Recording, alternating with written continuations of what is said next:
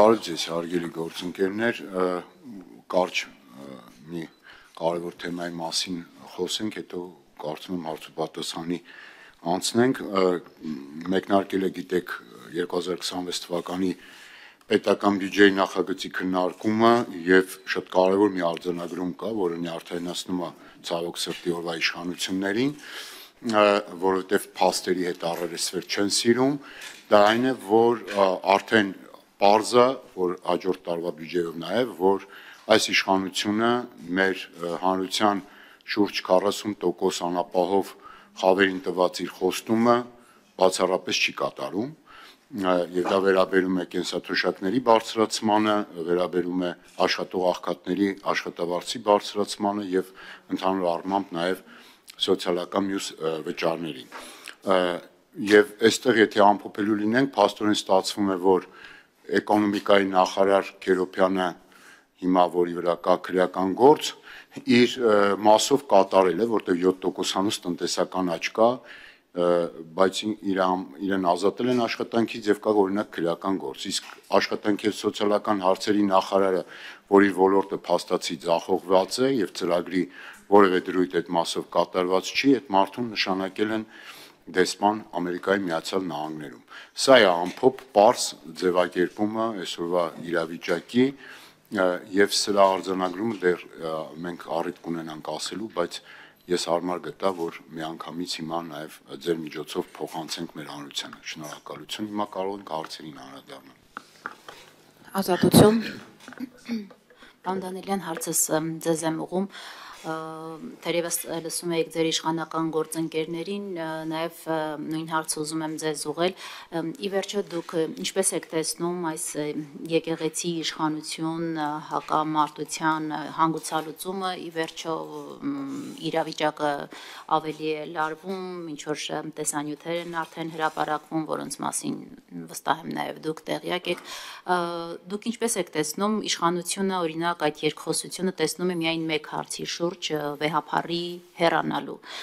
որ երկխոսություն, որպեսզի նա շարունակի մնալ, Արթուր Հովհաննիսյանն ասած բացառում է։ Դուք ինչպես եք տեսնում ի վերջո այս խնդրի հանգուցալուծումը։ Շնորհակալություն։ Շնորհակալ եմ հարցի համար,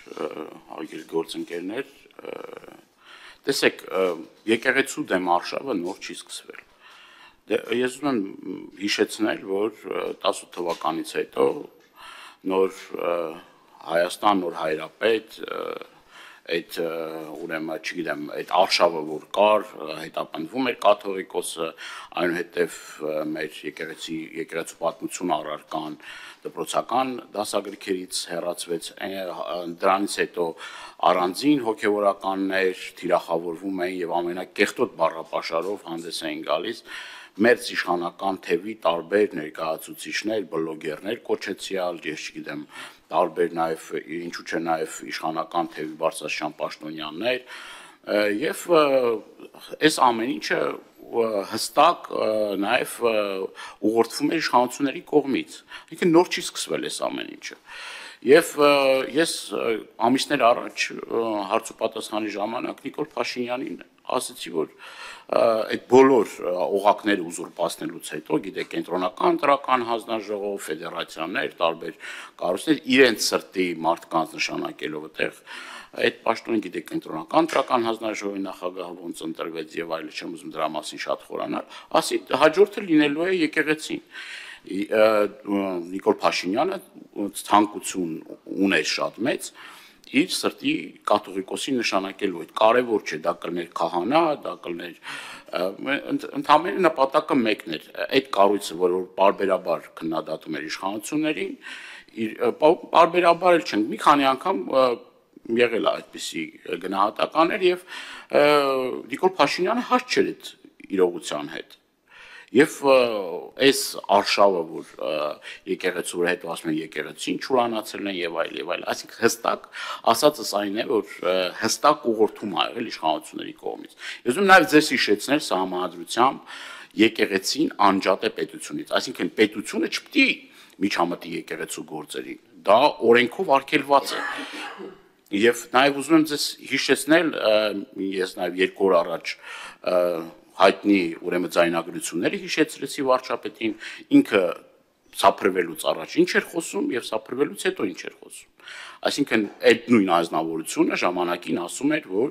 պետությունը չպետք է խառնվի եկեղեցու գործ։ Այն ինչ եղավ, որ սկսեց խառնվել եկեղեցու գործերին ու ոչ միայն խառնվել եկեղեցու գործերին, այլ գնաց ավելին, այսինքն եկեղեցին պառակտելու, աղանդ առանձին դարձնելու եւ վերջերս Հովանանքում տեղի ունեցած կարգալույց կահանայի մատուցած ուրեմն պատարակը մասնակցելու վարչական ռեսուրսով մարդկանց բերելու արդեն ակնհայտ է, որ դա ձախողվել է, որովհետև մենք գիտենք, չէ, այդ մարզպետները, վարչական շրջանի ղեկավարները, բոլոր պաշտոնյաները ինչ ճիք ու ջանք էին գործադրում, որպեսզի ապահովեն, ասես, այդ մասովկան, այսինքն այդ շոուն կարողանան ապահովել եւ կարգալույց կահանային եկեղեցական կանոններով գնալ պատարակին մասնակցել, դա էլի եկեղեցին թիրախավորելու մի գործիքակազմ է։ Ես նաև ուզում եմ հիշեցնել, որ հենց այդ պահին Արագածոտնի թեմի ուրեմն Բարսաշճան հոգևորականներ, այդ թվում նաև Հովանավանքի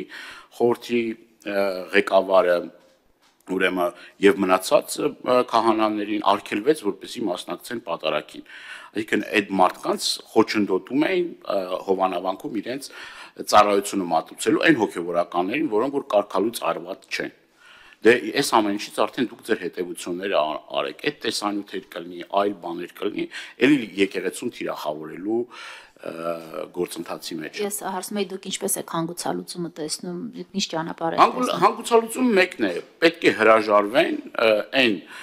քրյորեն, այդ թվում նաև քրյորեն պատժելի գործելավոճից, որը որ ընտրել է իշխանությունը, այսինքն նույն կրոնական կազմակերպությունների մասին օրենքով էլի միջամտություն է դա, էլի, եւ իրավաբանները դրա հստակ ձևակերպումը տվել են, ասել են, պիտի ձեռք քաշեն այս գործելավոճից։ Սա մի գործընթաց է, որ մեր ազգին խայտարակում է, ինչ նշանակում թեմաներ կա, պիտի բացենք եւ այլն մեկ մյուս։ Եթե եկեղեցում կան խնդիրներ, այդ խնդիրները պիտի լուծվեն հստակ ընթացակարգով։ Ոչ թե այս մեր սրտի, չգիտեմ, սրբազանն է կամ այն մեր սրտի կաթողիկոսն է, ասենց ասենք կամ նենց ասենք։ Այդ խնդիրը հստակ պիտի ձևակերպենք։ Իշխանությունները պետք է հրաժարվեն այդ գործելավոճից, որը մեզ տանում է պառակտման, հերթական բաժանարար գծեր ստեղծելու։ Սա ոչ մի լավ տեղ չի տանելու։ Առանց այն էլ մեր հասարակությունը առավել քան պառակտված է, առանց այն էլ շատ ու շատ խնդիրներ կան, որ տեսեք, ես օրինակ նույն ընտանիքի ներսում տեսնում եք, չէ, նույն կարգալույց արած քահանայի եղբայրը Սարգսակ մասնակցում է Էջմիածնում պատարակին, դեմ է իր հարազատ եղբոր վարած քաղաքականությանը, այսինքն այս պառակտումները, այս բաժանարար գծերը պիտի վերացվեն, բայց իշխանությունը հստակ գնում այդ ճանապարհով, այդքան էլ ճիշտ։ Սիվիկեյը։ Շնորհակալություն։ Պարոն Դանիելյան, որպես հայ եկեղեցու հետևորդ, այնուամենայնիվ կարող եք ասել, եկեղեցում կան արդյոք խնդիրներ, թե եկեղեցին ձեր դիտարկմամբ մաքրամաքուր խնդիրներից զերծ կառույցը։ Սա առաջին հարց եւ երկրորդ, գիտենք, որ Տեր Արամ քահանա Ասատրյանը կարգալույց հռչակվեց ամեն դեպքում պաշտոնական մեկնաբանությանը, եթե հետևելու լինենք, Միրոնի բթնոցը երեխայի խաղալիքի մեջ տեղակայելու ինչի համար։ Պաշտոնական մեկնաբանությամբ դրա համար էր, բայց մենք գիտենք, որ դրանից առաջ նա հանրային հեռուստատեսության եթերում որոշակի բացահայտումներ էր արել եկեղեցու ներքին խոհանոցի վերաբերյալ։ Ձեր դիտարկմամբ, պարոն Դանիելյան, քահանան կարգալույց հռչակված, արդյոք չի հետապնդվում եկեղեցու կողմից։ Շատ եք չէ՞ սիրում դուք գործածել ընդդիմադիրներ նկատմամբ, երբ որ ինչ որ քաղաքական գործիչ, пассив կամ ակտիվ քրեական գործով է անցնում, նրա նկատմամբ դատավարական որոշակի գործընթացներ են տեղի ունենում, նրան միանգամից մկրտում եք քաղբանտարկյալ տերմինով։ Հիմա կարգալույց հռչակված քահանան ձեր դիտարկմամբ քաղ հետապնդյալ է, ղերահետապնդյալ է, ինչ կարգավիճակ ունի։ Շնորհակալություն։ Իհարկե, ես չեմ կարող շղթել, որ կան խնդիրներ եւ դա որևէ մի կերպ չգիտեմ էլի, մենք էլ ենք այս հասարակության մի մասն ենք կազմում, իհարկե խնդիրներ կան, բայց դա չի նշանակում, որ եթե եկեղեցու ներսում կան որոշ հոգևորականների հետ կապված խնդիրներ, անկախ նայից ձեր մոտեցումը, իմ մոտեցումը այս կամ այն եկեղեցականի նկատմամբ ինչա դրական է, կամ բացասական է, կամ ընդունում ենք, կամ սիրում ենք, կամ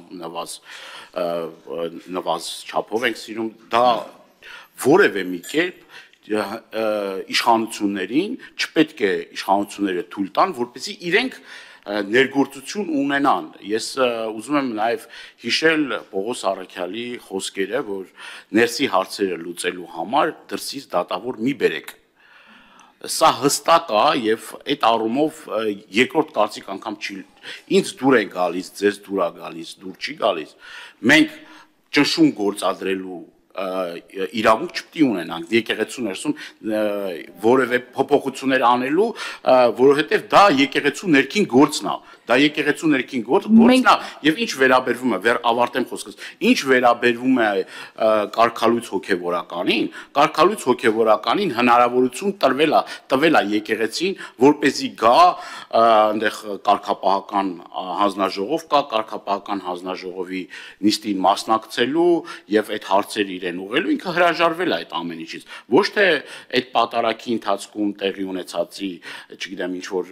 կարգից շեղվելու հետ կապված խնդիր է, այլ կոնկրետ այդ մարդը չի ներկայացել, մարդը ասում է, որ գիտեք ինչ, ես չեմ ընդունում հայ առաքելական Սուրբ եկեղեցին, տարբեր ձայնագրություններով դա կա, եւ նաեւ ուզում եմ ձեզ հիշեցնել հարցազրույցի ժամանակ իր տված սուտ խոսքերը, այսինքն այն սուտ խոսքերը, որ ասում է, մեկ ասում է այս քննիչը կանչել է, վերջում ասում է քննիչը կանչել է, դրանից առաջ իրեն հարց են տալիս, այդ հարցին այլ պատասխան է տալիս, ասում են ինչի այն ժամանակ էս պատասխան եք տալ, հիմա այլ պատասխան եք տալիս, ասում է այս քննիչը ասել է, այսինքն քննիչը քեզ ասել է, դու որպես հոգևորական գնա սուտ խոսա, այսինքն դա քո բարոյական նկարագիրն է ցույց տալիս։ Եվ հիշեցնեմ, որ հենց այդ նույն քահանան Կադիրովի մոլի երկրպագուն էր եւ ինքը տեսնում էր երկրի ղեկավար որպես, ասենք, Կադիրովին։ Այսինքն ինքը դա այդ մարդուն էր պատկերացնում, այդ մարդու նման մարդուն էր պատկերացնում երկրի ղեկավարի պաշտոնին։ Դուք խնդիրներ տեսնում եք եկեղեցում, որոնց մասին որպես հավատավոր հոտի ներկայացուցիչ։ Օրինակ ես խնդիր տեսնում եմ, որ օրինակ կարգալույց քահանան տեսնում է Հայաստանի Հանրապետության ղեկավարի պաշտոնին Կադիրովին, այդ խնդիր տեսնում եմ, այլ խնդիրներ կա որ տեսնում եմ, բայց քանի որ ժամանակը քիչ է, դրա մասին կարող ենք երկար խոսել։